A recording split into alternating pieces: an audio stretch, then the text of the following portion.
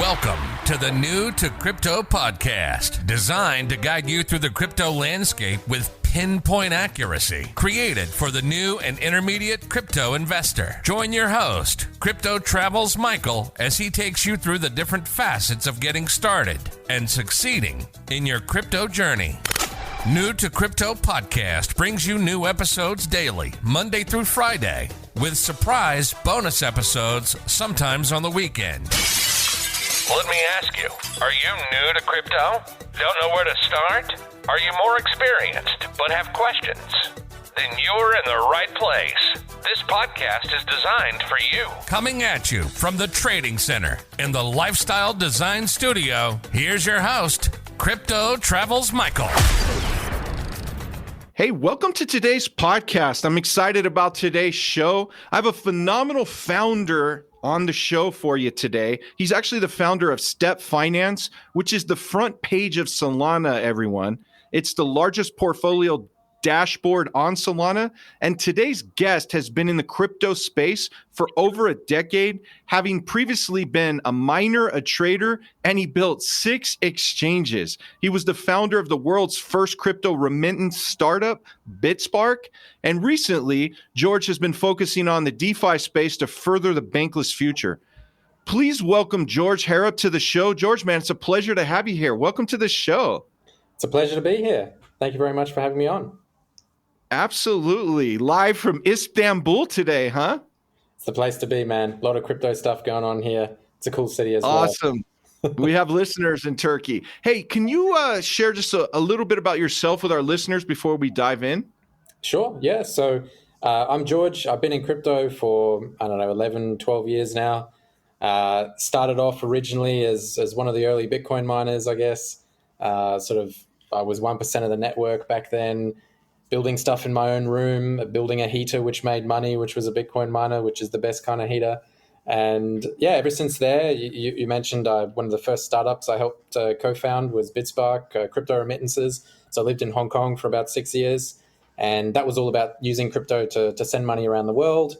And my second venture, Step, sort of came out of a lot of the DeFi summer. What happened there, right? Like we had a lot of these different protocols popping up. We had essentially financial applications on a blockchain rather than just like, hey, I can send you money. It's like now, oh, by the way, you can get a loan. You can have exchanges themselves like on the blockchain. You don't have to trust anyone with your funds. So I thought building a financial system is probably the next logical step for crypto. And we started Step with a couple of buddies of mine back in, 2021 now? It sounds like a long time ago, but it wasn't really. And we're one of the original sort of ones, protocols that grew up on Solana. So we're essentially a portfolio dashboard, and we're a place that keeps track of all of your different investments wherever they might be, whether you got yield farms, NFTs, lending protocols. We integrate with literally everyone, put all the information in one space. And we're all about data. So we want to be able to show you those data insights and tell you what's happening in your portfolio. So yeah, that's sort of the speed run of everything that's happened in the last decade. Exciting. Well, I actually have some questions about Step, and if you could just share with our listeners just an overview. You kind of touched on what Step is, and also, why was it built on Solana? And when you go to your website, it says the front page is Solana. So can you paint a picture for our listeners around the world, just a little bit more about what that means? Absolutely, yeah. So the front page of Solana sort of tagline that we came up with, I think is pretty relevant because essentially, when someone goes to a new blockchain, they're kind of expecting a couple of things to exist in terms of like an active, vibrant ecosystem. You want DEXs to exist, so you want to be able to swap coins. You want to be able to NFTs, NFT marketplaces, liquidity, active projects, these sorts of things. Lenders, there has to be like the ability to borrow against different coins or whatever it might be. Maybe it's yield farms as well. Maybe liquid staking might be something that people are interested. So, and then there's more complex financial products. There's options and futures and blah, blah, blah. I think these are the kind of the building blocks that any sort of blockchain ecosystem that's trying to be a alternative financial system really has to have. And really, there's only a couple of blockchains which really have all of those ingredients. Solana is one of them, but a year ago, Solana was kind of a nothing. It started essentially as the value proposition was, hey, we're really fast and really low cost for swaps and transactions. But really what you need to grow an ecosystem is liquidity. And when we were looking around, we essentially were looking, a couple of buddies of mine, to build a DCA platform, a place where you can put some money in and maybe buy a coin once a day or once every week or something like that in an automated way. And we had a look around, and obviously we tried Ethereum, built out a contract there. Some of the L2s didn't really exist, or they were in their infancy. But it was quite expensive to do any transactions there, and the break even in terms of the number of users you would need to pay for the gas costs was super high. But at the time, Solana was just getting started, and there was a couple of hackathons going on in Solana. So we thought, hey, let's check this new thing out. Let's see what it's all about. And really, all of the different coins from across the ecosystem, including the Ethereum ecosystem and elsewhere, were already wrapped, and there was already liquidity on Solana for people to transact with. So we thought, hey, let's check it out. We entered a hackathon, and essentially that's sort of the genesis of Step, is we built out a product that could be this, as you say, the front page of Solana, but it's really a dashboard to keep track of all of the different stuff which is happening in your wallet. And your wallet might be doing like 20 different things, right? You don't want to have 20 different tabs open, so put it all on Step, put it all in one place. But for us, it means that we need to integrate with everyone. We need to deal with the intricacies of all these different weird contracts. Some are standardized, some are not. Some are custom things. Some are, terrible to deal with. Some are much easier to deal with. So, yeah, that's kind of a lot of what we started, was trying to stitch that all together and put it all in one place. Fantastic. Would you say that some of the points you just covered are basically the reasons why Solana is different than other layer ones, or what else would you add to that? Yeah, I think for a layer one to be successful, certainly right now, we're seeing a lot more of active users experimenting with L1s. In fact, that's probably where all of the active users are, to be honest. They're all on things like Solana, BSC, Ethereum, yes, but not as much as perhaps others. And there's a couple of L2s going around, but they haven't really got critical mass. So as far as I'm concerned, there's probably maybe 2, maybe 3 games in town in terms of has an active ecosystem that has everything. But I think what people want is like fast transactions, low cost transactions, and it needs to have an active ecosystem that you can build blocks on top of each other, right? Like if there is no liquidity pools or no AMMs or no DEXs, then, well, you can't really swap coins, and no one wants to launch their project on there, and they're going to look somewhere else. So there kind of is like a chicken and the egg, and I think Solana was able to solve that early on with people like Alameda, the world's largest market-making fund. They were market-making on Solana. That certainly helped. A lot of those early sort of coins that had liquidity was because of them. So that sort of provided the base, and then it sort of grew from there. But now it's kind of got this critical mass where the last hackathon, there was something like 8,000 entrants. There was 500 different submissions of different people building stuff. They have these hackathons every couple of months as well. So like when we're talking about numbers, like these are huge numbers, 500 different projects that people have built during a couple of weeks hackathon. That's amazing. Also daunting for us, right? Because, does that mean we have to integrate 500 new things tomorrow? But that's I hope you have a strong cup of coffee during that. Exactly. But these are healthy things, right? Like you want to see developers building stuff. So, and there's also like, what comes first, developers or users? Are the users all going to go somewhere and then everyone's going to be like, oh man, we really need to go and build things because everyone's over there? Or are you going to build things first and then everyone comes? I would say it's probably the latter. You certainly do need to build something for people to go there. I think Solana's been able to foster a lot of that developer support and lots of different documentation and guides and different ways to go and build stuff, and that helps grow the ecosystem and gets people excited about it. So yeah. Okay, excellent. Thanks for unpacking that. So can you share with our listeners, can you talk to us about plans for maybe bringing the masses, you touched on that, into Solana? Since, your Step is essentially the dashboard for Solana, and if you could share a little more about the dashboard as well for our listeners who may not even be familiar with Solana. Maybe they've just got started in crypto. Absolutely, yeah. So we started off focusing more on DeFi. So DeFi, decentralized finance applications. I mentioned a couple of different sort of things before, mainly focused on financial products, really. So the yield farms, the futures products, the options trading, the, whatever else it might be, DEXs, AMMs, LPs, yield farms. These are all words which might make sense to people that are familiar with DeFi, but essentially they're all financial things, right? And that's where a lot of the interest was and where the user base sort of was and has been for probably the last 3 years, I would say. So really what Step built out initially was one dashboard to manage all of the investments that your wallet might have just in one place. So really we're just sort of showing you what you're already doing. So that's the first thing. But I would say what's happened this year is a lot of new people getting into crypto have maybe sidestepped a lot of that, and a lot of new people are focusing on the NFT world. Now, whatever anyone thinks about NFTs, the fact is that there's a lot of users transacting them. So, and there's a lot of, that's bringing in a lot of new people to blockchains. So in the case of Solana, on most days, it's the second largest NFT marketplace, Magic Eden, and some days it's the number one. It's bigger than OpenSea. Now, we recently did we have a Step Data Insights newsletter where we look at some of the data on chain and we compare. The average OpenSea user on Ethereum, which was the first NFT marketplace, does about something like 1.7 transactions every 30 days, something like that, the average wallet.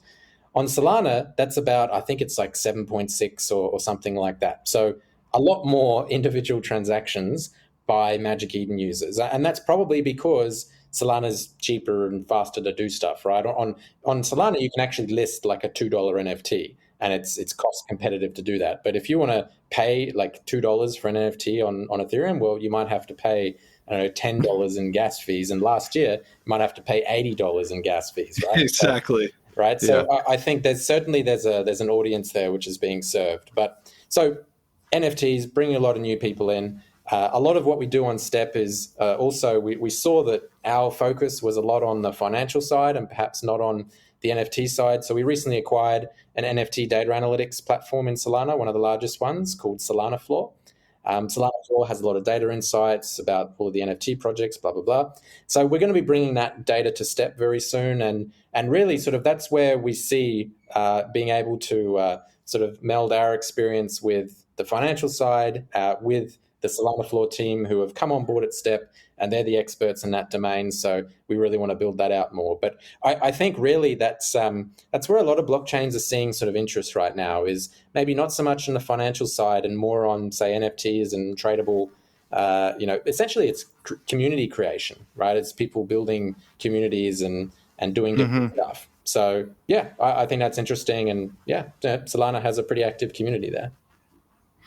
Yeah, that's definitely interesting. So what was it that made you want to decide to make the move on the acquisition? And your plans are to merge the two sites or to offer the Solana Floor data on Step, or how's it going to work? Yeah, exactly. Yeah. So Solana Floor did a really good job of being a standalone data insights platform for NFT data. And we essentially at Step, when we're showing someone their portfolio and all of the different connections we have to do with that to all these different protocols, we're able to really sort of get pricing for NFTs, but we can't really show any more depth than that, right? Like we can tell you that you have all of these NFTs, here they are, here's the price for them, and maybe here's some sort of information about the metadata about them, but that's about it. So any sort of more fine-grained insights, we would have to, what are we going to do? Go and hire another 5 more people and then spend 6 months trying to learn what on earth's going on? I think the better solution was that, we were working with the Solana Floor team beforehand. We were using their API to get a lot of information. Really enjoyed working with the team. CryptoWaza there was the founder and done a really great job. So essentially we were like, hey, we recently started a fund at Step as well to essentially either offer grants or invest in or acquire data-related projects. And so we had, I think that was end of last year, we launched our $5 million fund at Step. So we were like, hey, we got this fund, maybe you guys might be interested. And yeah, luckily, there was interest there. And we decided essentially to merge the teams. So that's the first step. Firstly, an acquisition is quite difficult in DeFi because often there's no companies involved. There's no shares being exchanged. It's like, what are you going to do? Like make a multi-sig, and pretty much that's it. Yeah. And then you just sort of go, hey, we'll both draw down on this wallet at this period of time. But anyway, that's a side thing. So yeah, we thought that this was a great way to go. And I think where we're going with it is that Solana Floor has a great brand in the NFT community. Step has a good brand in the DeFi community. We kind of want to be that bridge. But also, we don't want to bring all the data from Solana Floor over and then, see you later, Solana Floor, it's game over. We want to really make use of that brand. So we have some really cool sort of stuff happening there. We got guides, we got videos. We might have some more sort of interesting stuff coming soon there on the conference scene as well. So we want to make it something interesting for NFT people. So yeah, that's what's really going to happen. But a lot of that data is always going to live on Step. Awesome. Interesting. So can you share with our listeners about the Step token and how does that tie into the Step, Sure. Yeah. So first things first is that I think people, when they think about tokens, people got to realize that it's also a customer acquisition tool. Step could exist without a token, right? However, what we sort of found through when we were sort of building Step, number one, you need a way for essentially people that are your power users of the product to share in the success of the product. That's number one. Number two is you need a way to keep the lights on and pay yourself. So we raised some outside money as well. But we launched a token, and essentially the token is all revenue that's made on Step goes towards buying back the token and distributing to stakers. So we have a staked token called XStep. It has a yield associated with it. That yield comes from revenue. And what does revenue mean on a product like Step? Well, we have a lot of different services that while people are on the dashboard, they're clicking buttons, they're doing stuff, right? It might be compounding their yield farms, or it might be settling their trades from the DEX, or a lot of different fee-paying actions. It might be swapping.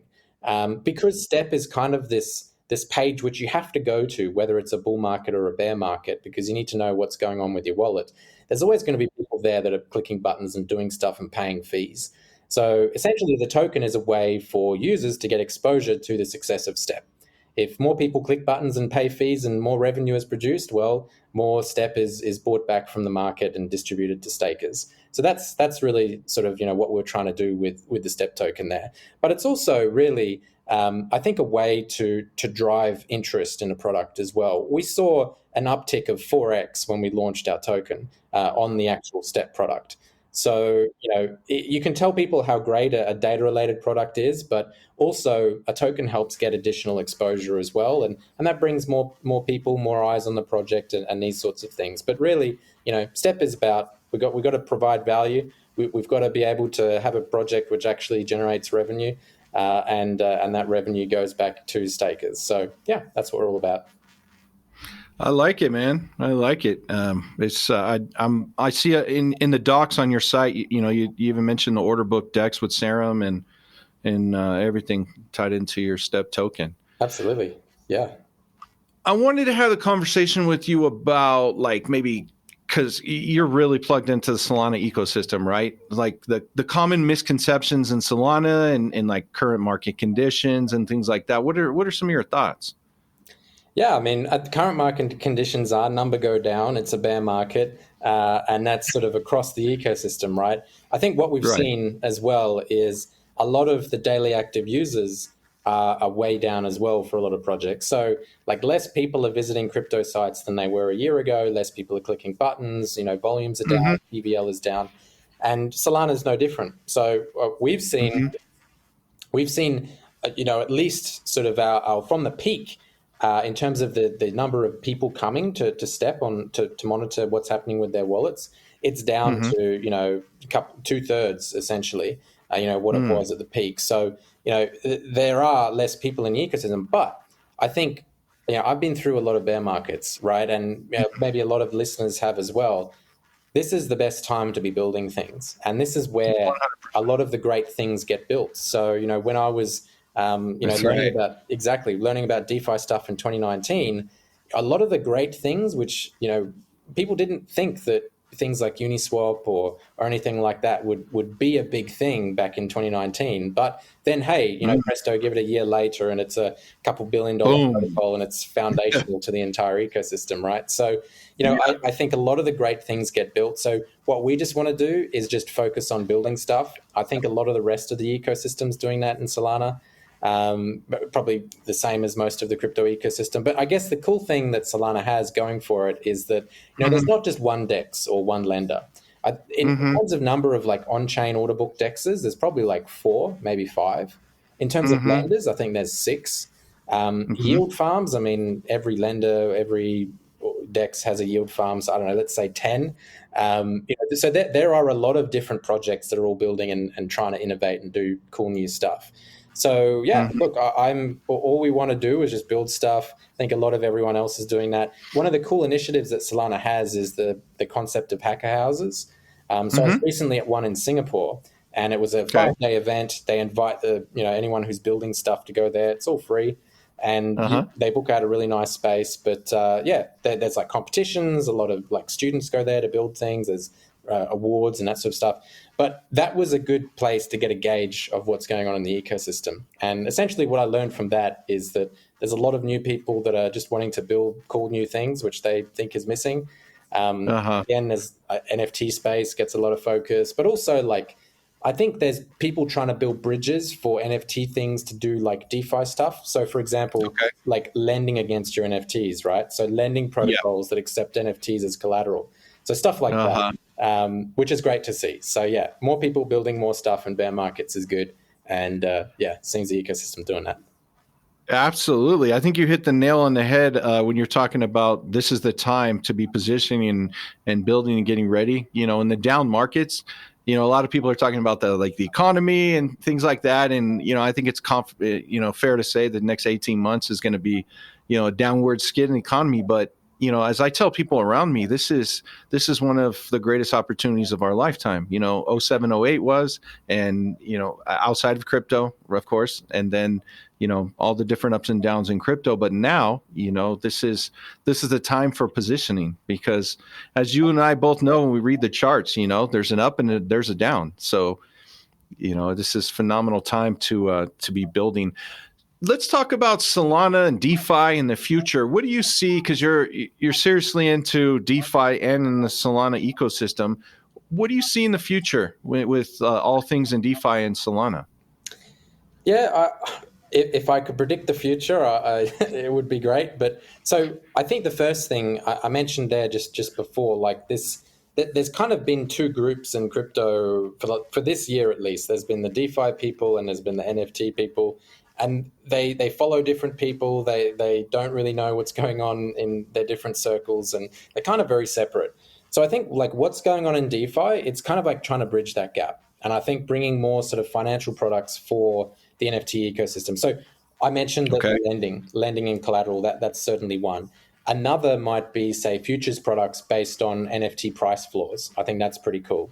Wow. At Solana Floor, we have a product called the Blue Chip Index. Essentially, it's just an index which tracks the weighted average price of the top 20 NFT projects on Solana. So it's kind of like a number that you can look at to get an idea of what's going on. Now, that as just some data point, you could attach that to an oracle on chain, like say Switchboard is one of the good oracles on Solana, and now you have an oracle of a price. Well, now you can build a perp market around it. You can build a perpetual futures product around that. So that would allow people to be able to long or short or speculate on the value of the index of the top 20 NFT projects. So I think that would be an example of the kind of financializing a little bit more of what's going on in the NFT world, and also providing, I think, more liquidity for people in that. Because the thing with auctions with NFTs is that if you don't find a buyer for your JPEG, it's worth nothing. Whereas at least with an order book like token, like if there is a bid on the order book, you can at least sell it, right? And you can do that instantly. But often, NFTs don't do that. So I think more of these products is maybe where a lot of the action for DeFi is going to go. Another sort of camp are people saying GameFi. Now, I think it's a word which gets thrown around a lot, and no one quite knows what it will be or what it will mean. It kind of started with Axie. Axie certainly broke through kind of last year, start of this year. Totally. They did a lot of active users, a lot of people using it, right? It's a game, integrates NFTs in some way, has a coin, different payments, pretty cool stuff. Yeah. I think something like that is probably going to be breaking through. Now, when you are building a game, in the case of Axie, they had to go and build a whole new wallet and blockchain and everything called Ronin, basically because Ethereum wasn't scalable enough for them to build a game around. Like if you're building an action game or something and you want people to wait 30 minutes for 6 confirmations or, the gas prices went up, like, sorry, your in-game character can't do anything for the next hour. Not very viable, right? And also what's not viable is expecting developers to go build their own blockchain to solve this problem if they just want to build a cool game. So really, I think the way to think about it is you need a blockchain which is fit for purpose and can do that scalability fast and low cost of transfers. So Solana fits the bill, I think, for that. One of the really cool games that we really like is Star Atlas. They're doing a great job on a bunch of different things. They're integrated with Unreal Engine 5 and all this kind of stuff. It's like a spaceship kind of game. So stuff like that, I think, is maybe what GameFi is going to be. And there might be elements to that as well. So let's say it's a spaceship game, right? In the case of Star Atlas, you're out there exploring the stars, you have a spaceship, there's guns involved and that sort of thing. All of those in-game items could be, say, an NFT. And then let's say there's a planet which you want to go to or raid with you and your buddies. You could short that planet on a DEX beforehand. Then you go raid it with your buddies in-game. There you go. The planet, raid it. And then you can close your short on the DEX, outside. There you go. I'm in for that. Basically a real life pirate. So that'd be cool. Yeah, I think stuff like that is super cool, right? And I think once people catch on to that's a thing, and that becomes like a way to play these games, it's going to be pretty big. Absolutely. So, George, what are some things to come, like in you and your team's roadmap for closing out this year and into 2023? Yeah, absolutely. So for us, we're launching a new product called the Step Analytics.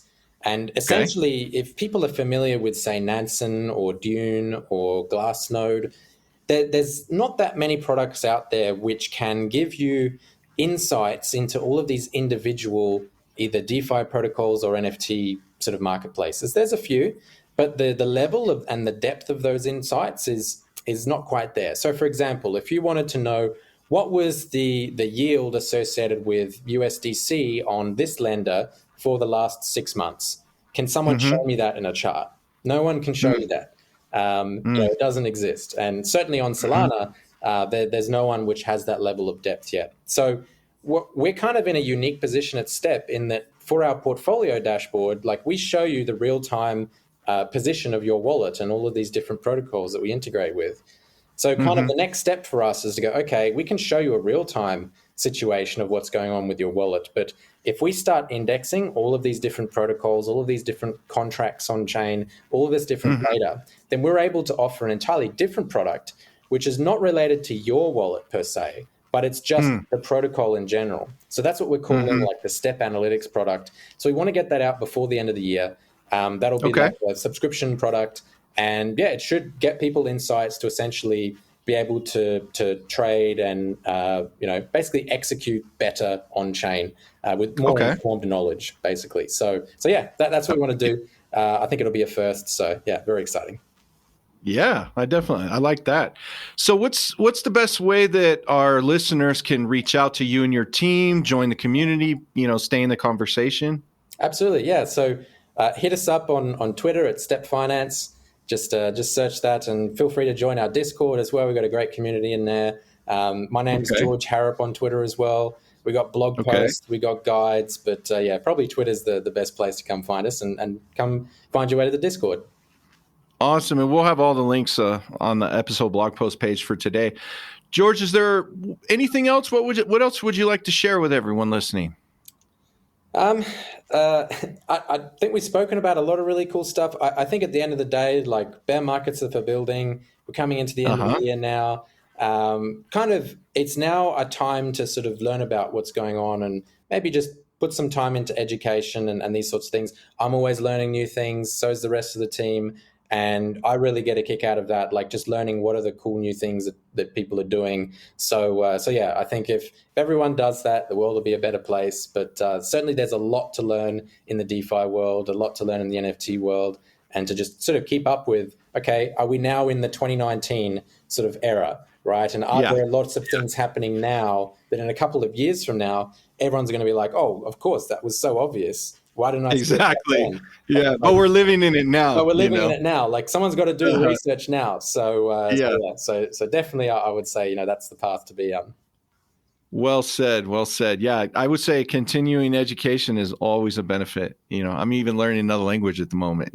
Besides all of the regular research and bringing up to speed and everything in crypto and blockchain. So, hey, it was a true pleasure to have you on the show today, and we welcome you back.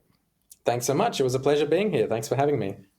Absolutely. So George, live in Istanbul, it's a pleasure to have you here. And for all of our listeners, if you like today's episode, definitely like and subscribe to the podcast, show your support, and chime in here tomorrow for another special episode.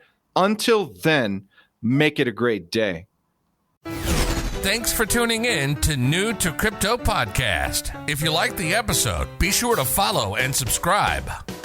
You can listen to every episode on all major platforms.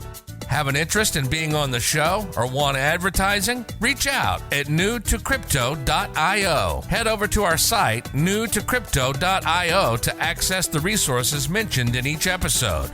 Until next time, remember to navigate the crypto landscape with pinpoint accuracy.